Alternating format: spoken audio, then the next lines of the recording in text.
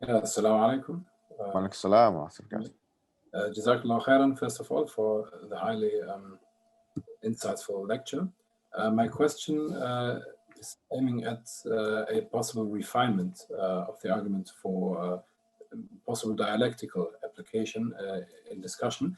Like, if you have common grounds on which you can base a discourse, it might be easier for da'wah purposes than to start from the assumption that it's a complete contradictory point of view that we are taking here.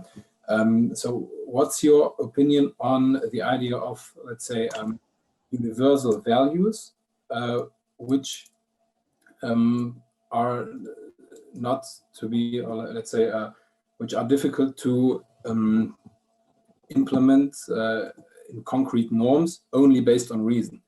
Like when you say there are also sociological studies about it, like the Kohlberg's steps of moral development, and they seem to be quite universal in many parts of the world. So would it not be better to start from this point and say there are like universal values, but the religion shows us how to put them into norms which are good for human beings? Like a universal value, like a person should not be harmed for something which he did not do. And this is quite the same which even Hadd al-Ridda would accept. Only the degree of the punishment might differ, or should be a punishment there in the concrete case. I don't know if the question is clear. Would you I think so. I think I understand. So you want to agree with them on the premise that there are universal values, but not norms. But the problem is that there's something in liberalism called cosmopolitanism, and Immanuel Kant speaks about this, and he's even been criticized for it. And in fact, this cosmopolitanism has set the framework for the UN, the United Nations, which is actually his idea. The idea that, okay, you have these universal values, and then we not only have these universal values and these universal human rights, but we have a universal police, or we have a universal enforceability on all the nations. And so for us, we don't accept that, because just because they said these are universal doesn't make it universal. Universal because the white man, proverbial white man, has come and decided that these are the universal laws.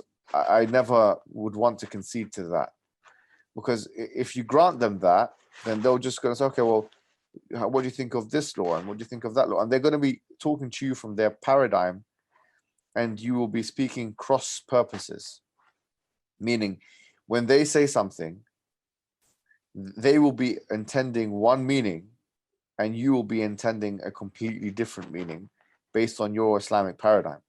So it's important to clear the air from the beginning and just make the necessary separations and say, look, we don't believe in what you believe. You believe in these universal laws, many of which are contradictory to one another. Like if you say the 30, because they have obviously the Human Rights Charter, and they have 30 human rights that are written down. Some of them, there's serious tensions between them. For instance, the sovereignty of a state, number one, it's not number one, it's not in the list number one, but one of the things they believe in, the sovereignty of a state to make its own decisions. But then if it makes the wrong decisions, then the Americans and the rest of them, NATO, whoever it may be, will come in and take action. So what is it? Is it sovereignty? Or is it lack thereof? Or for example, the idea of, we kind of touched upon it, democracy, where everyone should have a vote. But even if everyone votes and they say, well, your vote doesn't count because we believe that whatever you're voting for is unjust in principle, liberal principle. Therefore, 100% of the population can technically vote for something which the government can overrule. So all of these things are just contradictory. They don't have a coherent, consistent system, and they need to be aware of that. Just because they call them universal, it doesn't mean that it is so. And cosmopolitanism, as of late, has been attacked by liberals, even the like of John Gray, who's written on liberalism and spoken about liberalism in terms of it's just the same as religion. He says that they have their own martyrs. They've conceived of, because when you say that liberalism is universal, it's almost like saying it's an objective morality which everyone should believe in. Now we're going to spread it, and now you have your own martyrs. John Gray says this. He says that this is like theophilosophical language. It is basically religious language. So I would not concede to them that there are universal laws which we can both agree on, because once again, their understanding of it is different to our understanding of it. And it's that understanding which is different, which will continually create tensions between our worldview and theirs.